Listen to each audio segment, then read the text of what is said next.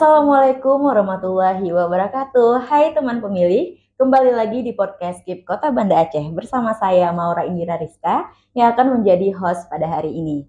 Nah, teman pemilih, untuk pada hari ini tema dari podcast kita yaitu tantangan disabilitas dalam berpartisipasi pada pemilu dan pemilihan. Nah, untuk hari ini kita kedatangan narasumber yang sangat spesial nih teman-teman, yaitu kita kedatangan Bapak M. Nur Abdullah. Beliau merupakan Ketua Dewan Pimpinan Cabang atau DPC Persatuan Tunanetra Indonesia Kota Banda Aceh. Assalamualaikum Bapak M. Nur. Waalaikumsalam warahmatullahi wabarakatuh. Sehat Pak? Alhamdulillah, Mora sehat. Pak, ini kami mengucapkan terima kasih banyak nih atas waktu Bapak yang sudah mau berhadir di kantor KIP Kota Banda Aceh guna kita melaksanakan podcast KIP Kota Banda Aceh pada hari ini nih Pak. Terima kasih banyak Pak ya waktunya. Iya, sama-sama. Saya pun juga mengucapkan ribuan terima kasih pada KIP Kota Banda Aceh yang telah mengundang Pertuni Kota Banda Aceh pada hari ini. Baik, ya. Pak, ini kita langsung saja nih mulai podcast kita pada hari ini ya Pak ya. Iya, ya. Pak, ini mungkin kan untuk di awal boleh dong sedikit Bapak ceritakan sebenarnya Pertuni itu apa sih Pak? Dan untuk Pertuni di Banda Aceh sendiri itu sudah ada sejak kapan gitu Pak? Ya, bagi sahabat pemilih di Kota Banda Aceh perlu saya jelaskan. Pertuni adalah salah satu organisasi kemasyarakatan bagi tunanetra Indonesia. Organisasi ini secara Indonesia dibentuk pada tahun 66 ya, sudah cukup lama memang. Di Banda Aceh ini mau ke depan ini mau musyawarah cabang kelima, berarti sudah 25 tahun di Banda Aceh. Kepanjangan dari Pertuni adalah Persatuan Tunanetra Indonesia. Dia yang mempunyai anggota di setiap cabang Pertuni yang ada di Aceh. Sementara di Aceh sendiri, organisasi ini telah terbentuk dari 23 kabupaten dan kota, sudah ada 20 kabupaten yang sudah dibentuk Pertuni di Kota Banda Aceh. Cuman 3 kabupaten aja yang belum dibentuk karena mungkin karena penyandang tunanetranya belum mencukupi untuk dijadikan organisasi waktu kemarin itu. Nah, mungkin ke depan DPD itu akan membentuk di semua kabupaten dan kota yang ada di Aceh. Itu mungkin penjelasan Pertuni.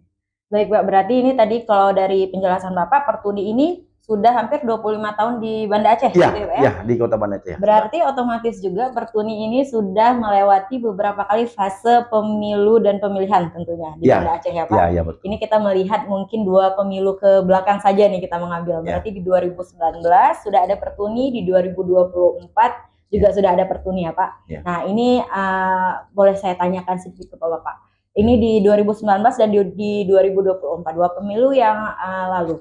Apakah tantangan terbesar mungkin yang dirasakan oleh Bapak, teman-teman disabilitas, tapi yang lebih dalam di Pertuni itu sendiri ya Pak, tentang pemilu yang sudah terjadi selama ini Pak, dalam mengikuti pemilihan dan pemilu Pak? Ya baik, kita melihat tantangannya. 2019 ada pileg, ada pilpres waktu itu, yang menjadi kendala bagi penyandang disabilitas, khususnya tunanetra yang ada di Kota Banda Aceh. Ya, tunanetra itu, kami pernah juga mengusulkan sebenarnya pada sebelumnya kepada KIP harus disiapkan tablet braille. Tablet braille itu, kalau nggak salah saya pernah disiapkan sekali yang pernah di Banda Aceh pada pilkada tahun 2012. Kami juga pernah mengadvokasi, menyuarakan pada 2019 itu yang menjadi kendala teman-teman mungkin tablet braille itu. Ini penyandang disabilitas netra harus menggunakan pendamping. Misalnya kadang yang suaminya netra, istrinya alhamdulillah bisa melihat, bisalah memberi percayaan kepada istri. Tapi kalau memang pendamping di TPS itu kita bukan tidak percaya, namanya pemilihan rahasia dan jujur dan adil ya kan. Akan tetapi teman-teman itu ada sedikit was-was, betul apa enggak yang saya contoh tadi. Jadi untuk ke depan mungkin ini masukan juga untuk KIP Banda Aceh di pileg maupun pilpres 2009 ini yang kalau memang bisa disiapkan untuk disabilitas netra tablet braille namanya. Ya yang disebarkan di TPS yang ada nanti. Tantangan kedua kalau kita lihat 2019 mungkin penyiapkan TPS di kampung-kampung. Mungkin sebenarnya kita selalu mengusulkan baik kepada penyelenggara KIP, penyelenggara yang di kampung-kampung itu, di saat pemilih disabilitas ini harus disiapkan tempat yang akses ketika dia datang ke TPS tersebut, misalnya tempat yang agak mudah dijangkau gitu. Kadang-kadang misalnya di kampung itu kan ada TPS 1, TPS 2, TPS 3 dan sebagainya. Maunya petugas di kampung-kampung itu harus didata. Kampung ini ada berapa pemilih disabilitas netra. Ini harus diutamakan. Ini TPS ini kayaknya mudah diakses oleh disabilitas, itu mungkin kendalanya.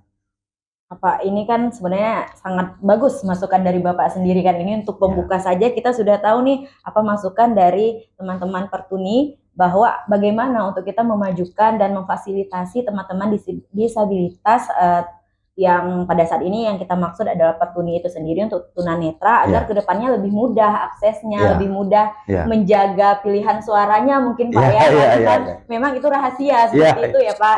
Jadinya bukan tidak percaya dengan yang mendampingi, tapi kita juga punya rasa untuk lebih percaya gitu dengan hasil pilihan kita. Agar pemilih ini tidak khawatir, karena antusias disabilitas netra Kota Banda Aceh ini sudah luar biasa, sudah meningkat. Kalau kita lihat dari sebelumnya di pilkada baik pileg 2024 kemarin itu semakin meningkat untuk hadir ke TPS. Pak, ini sekedar info saja nih, Maura pengen tahu Pak, ini teman-teman tunanetra yang bergabung di Pertuni itu ada sekitar berapa orang ya Pak untuk di Banda Aceh?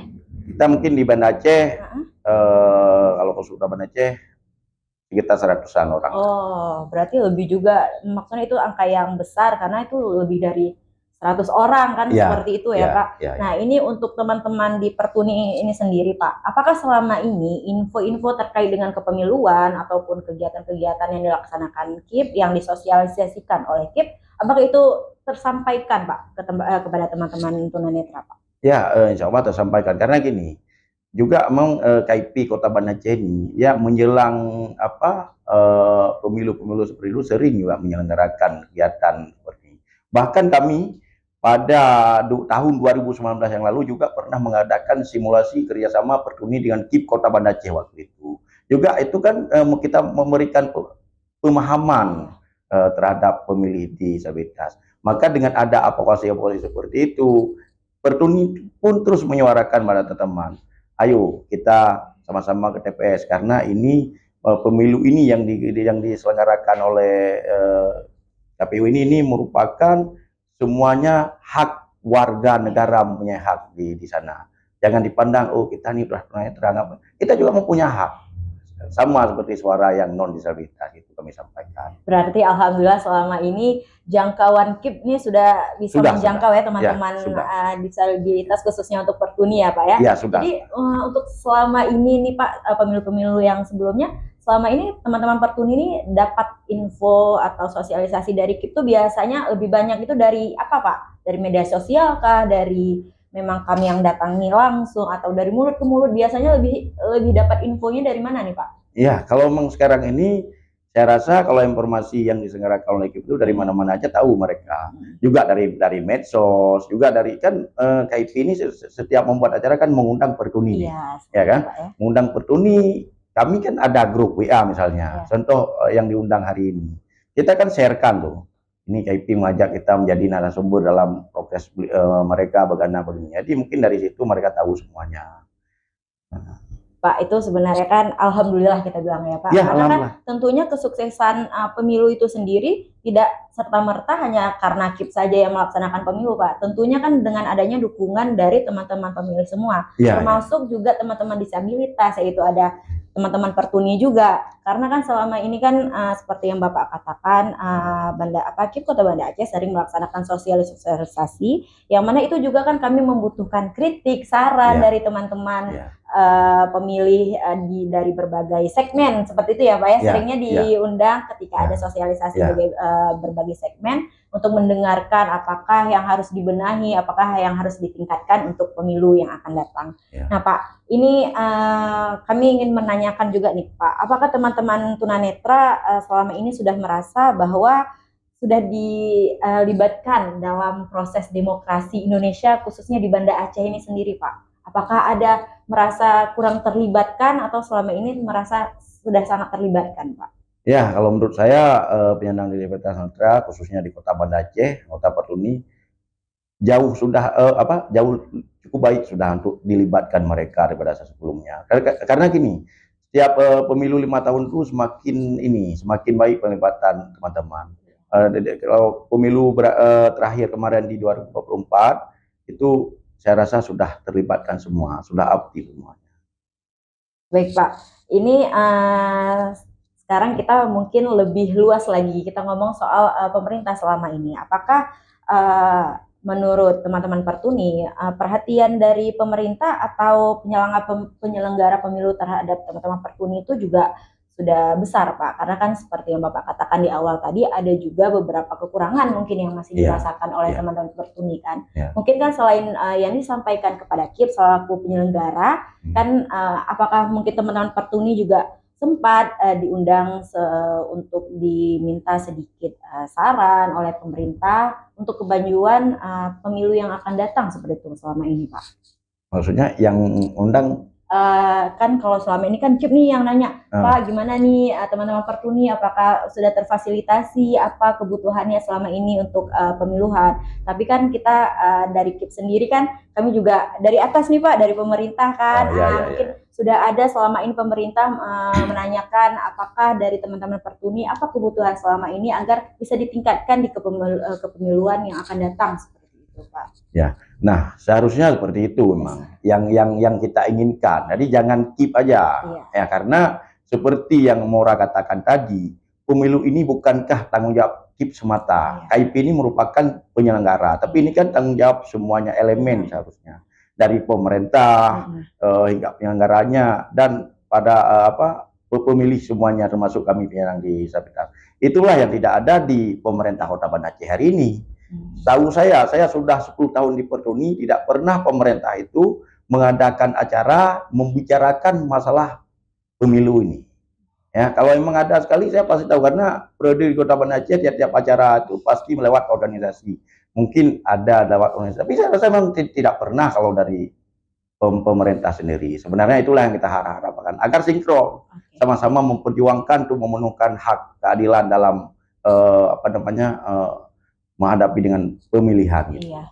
Baik Pak, ini kan salah satu masukan juga kan jadinya kan yang kami bisa ketahui dari teman-teman Pertuni. Jadi mungkin ke depan sebelum ada pemilu 2029 yang akan datang kan tentunya banyak nanti acara-acara yang kita akan laksanakan bersama pemerintah, yang pastinya juga mengundang teman-teman dari berbagai segmen dan tentunya juga teman-teman Pertuni diundang. Kita bisa satukan ide-idenya, kita bisa satukan apa-apa yang harus kita benahi ke depannya agar pemilu bisa berjalan dan lebih baik lagi seperti itu Pak. Pak, ini mungkin yang terakhir nih, mau menanyakan dari Bapak, dari dalam lubuk hati Bapak gitu kan, apa harapan mungkin yang ingin disampaikan kepada KIP Kota Banda Aceh yang mungkin bisa menjadi kaki tangan juga untuk memperpanjang keinginan dari teman-teman Pertuni, teman-teman mungkin skala disabilitas lainnya juga, agar memudahkan dalam proses kepemiluan sehingga pemilu ke depan bisa lebih sukses.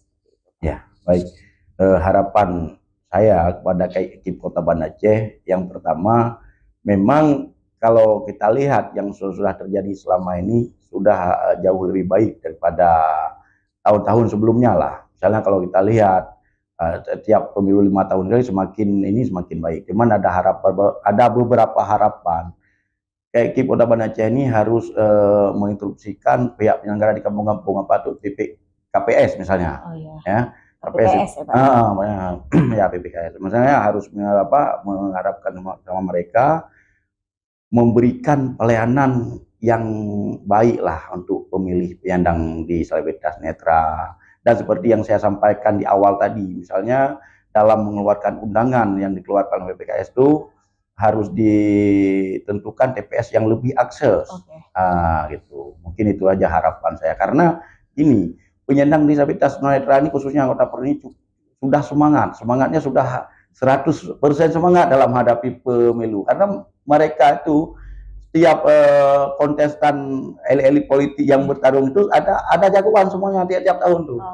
Baik wali kota, baik gubernur, DPR, semuanya kami ini ada kami dukungin gimana, ada seperti itu, ada keinginan besar seperti sekali itu, gitu, Pak, besar. Bahkan pernah terjadi itu di Piawalkot kemarin tuh, ada kubu-kubu juga di disabilitas. Itulah antusias yang sangat luar biasa. Iya, iya. Jadi tentunya tunanetra ini